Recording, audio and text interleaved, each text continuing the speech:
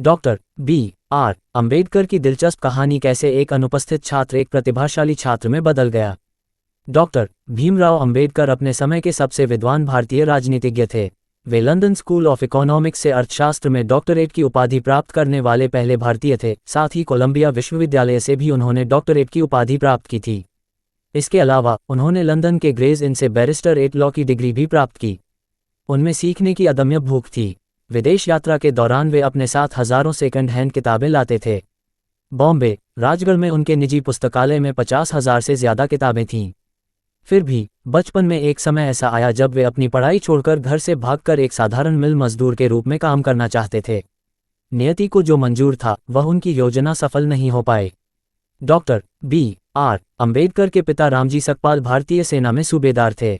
रामजी और भीमाबाई की अंतिम और 14वीं संतान का जन्म 14 अप्रैल 1891 को महू में हुआ था, जिसका नाम भीमराव अंबेडकर था। उपनाम बाद में बदलकर अंबेडकर कर दिया गया।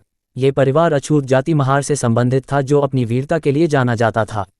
भीम के पूर्वज भारत में ईस्ट इंडिया कंपनी के संचालन की शुरुआत से ही उसकी सेना में सेवारत थे। महार शब्द का एक अर्थ महाअरी, महान शत्रु है, जो समुदाय की लड़ाकू भावना और उग्र स्वभाव को दर्शाता है। सेना से सेवानिवृत्त होने के बाद रामजी सकपाल सतारा में बस गए। जल्द ही वे कोरेगांव चले गए, जहां उन्हें कैशियर की नौकरी मिल गई, जबकि उनका परिवार सतारा में ही था। 6 साल की उम्र में भीम की मां का देहांत हो गया। उनकी मौसी ने युवा भीम, उनके बड़े भाई और उनकी सबसे बड़ी बहन के 2 बेटों की देखभाल करने के लिए परिवार के साथ रहना शुरू कर दिया, जिनकी भी मृत्यु हो चुकी थी। भीम और उनके बड़े भाई ने सतारा में अपनी स्कूली शिक्षा शुरू की। स्कूल में उन्हें अपनी जाति से जुड़े कलंक के कारण अनगिनत अपमान सहना पड़ा। उन्हें कक्षा के कोने में एक बोरे पर बैठाया जाता था, जिसे उन्हें हर दिन घर वापस ले जाना पड़ता था, क्योंकि स्कूल का चपरासी उसे छूता नहीं था। प्यास लगने पर वे अन्य बच्चों की तरह अपनी प्यास बुझाने के लिए नल पर नहीं जा सकते थे, क्योंकि उन्हें नल को छूने की अनुमति नहीं थी।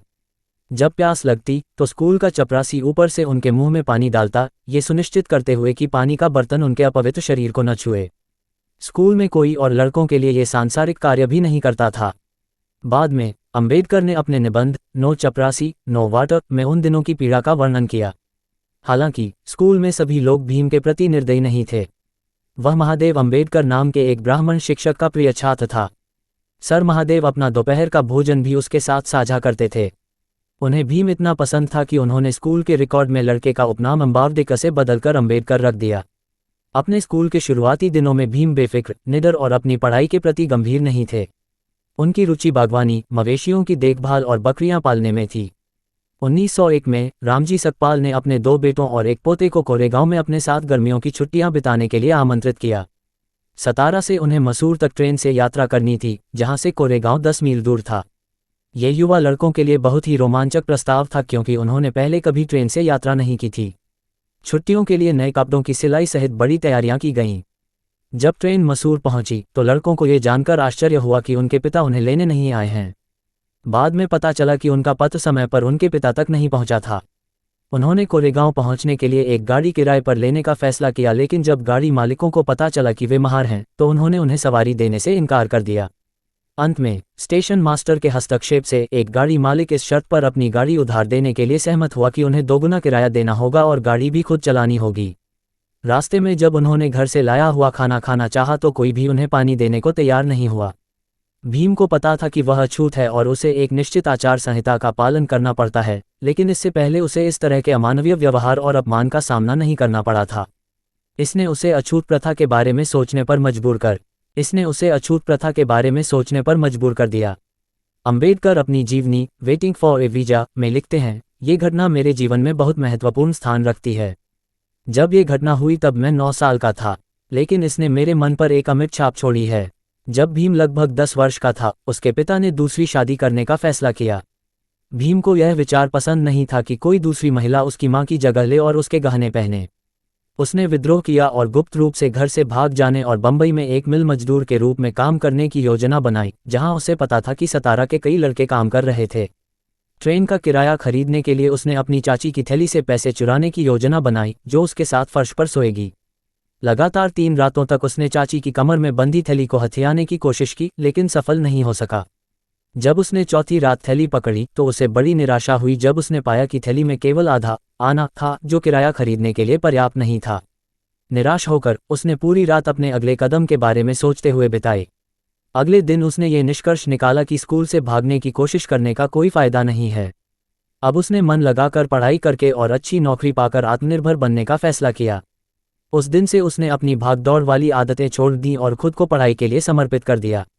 यह आत्मप्रेरणा न केवल उस लड़के के लिए बल्कि पूरे देश के लिए जीवन बदलने वाली घटना साबित हुई। 1904 में परिवार सतारा से बॉम्बे चला गया। भीम और उनके भाई को अल्फिंस्टन स्कूल में भर्ती कराया गया। उन्हें नए स्कूल में भी जातिगत भेदभाव का सामना करना पड़ा।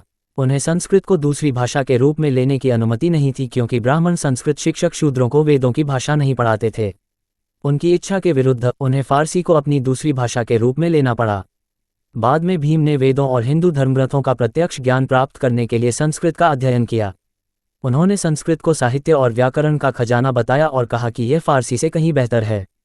स्कूल में एक शिक्षक भीम को स्कूल छोड़ने के लिए परेशान करता रहता था क्योंकि उसके अनुसार अछूतों के लिए शिक्षा प्राप्त करना बेकार है।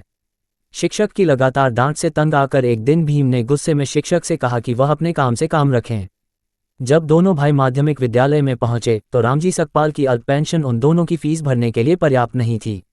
भीम के बड़े भाई आनंदराव को स्कूल छोड़ना पड़ा ताकि उनके अधिक होनहार छोटे भाई अपनी शिक्षा जारी रख सकें। भीम को स्कूल के पाठ्यक्रम में निर्धारित पुस्तकों के अलावा अन्य पुस्तकें पढ़ने में बहुत गहरी रुचि थी। इससे उनके क्षितिज और ज्ञान का विस्तार हुआ, लेकिन उनके स्कूल के प्रदर्शन पर असर पड़ा। भीम के पिता अनिच्छा से उन्हें ये पुस्तकें खरीदने के लिए पैसे देते थे, कभी कभी अपनी विवाहित बेटियों से पैसे उधार लेते थे और कभी कभी उनके गहने भी गिरवी रख देते थे। भीम ने 1907 में मैट्रिक पास किया। हालांकि वे 750 में से केवल 282 अंक ही ला पाए, लेकिन एक अछूत के लिए यह एक बड़ी उपलब्धि थी। महार समुदाय के लिए भी उनके बीच से एक दुर्लभ मैट्रिक पास होना गर्व की बात थी। उनके पिता ने भीम के लिए एक सुविधा समारोह का आयोजन किया। इस समारोह में मराठी लेखक और विल्सन हाई स्कूल के शिक्षक अर्जुन कैलुस्का को भी आमंत्रित किया गया था। उन्होंने इस अवसर पर भीम को बुद्ध की जीवनी भेंट की। मैट्रिकुलेशन के तुरंत बाद 15 साल की उम्र में भीम की शादी हो गई। उनकी पत्नी रमाबाई उस समय सिर्फ 9 साल की थीं। विवाह का स्थान बंबई के बायकुला बाजार का एक खुला शेड था, जिसमें पत्थर के चबूतरे बेंच और टेबल के रूप में इस्तेमाल किए गए थे। विवाह रात के समय हुआ और भोर से पहले विक्रेताओं को अपना व्यवसाय फिर से शुरू करने के लिए जगह खाली कर दी गई। शादी के बाद जब भीम ने कॉलेज में प्रवेश लिया तो पैसे की कमी ने एक बार फिर उनकी शिक्षा को बाधित करने का खतरा पैदा कर दिया। लेकिन एक बार फिर किस्मत ने साथ दिया जब एक उदार, दानशील और शाही परोपकारी व्यक्ति उनकी मदद के लिए आगे आया। शीर्ष टिप्पणी: दिल को छू लेने वाली डॉक्टर अंबेडकर की कहानियां। डॉक्टर अंबेडकर एक वास्तविक भगवान है जिन्होंने शिक्षा को जीवन का आधार बताया। शिक्षा के बिना ऐसा करना असंभव है। सूचना सिर्फ मान्यताओं और जानकारियों पर आधारित है। यहाँ ये बताना जरूरी है कि यह मेरा वीडियो किसी भी तरह की मान्यता, जानकारी की पुष्टि नहीं करता है। जानकारी की पुष्टि नहीं करता है। किसी भी जानकारी या मान्यता को अमल में लाने से पहले संबंधित विशेषज्ञ से सलाह लें। धन्यवाद।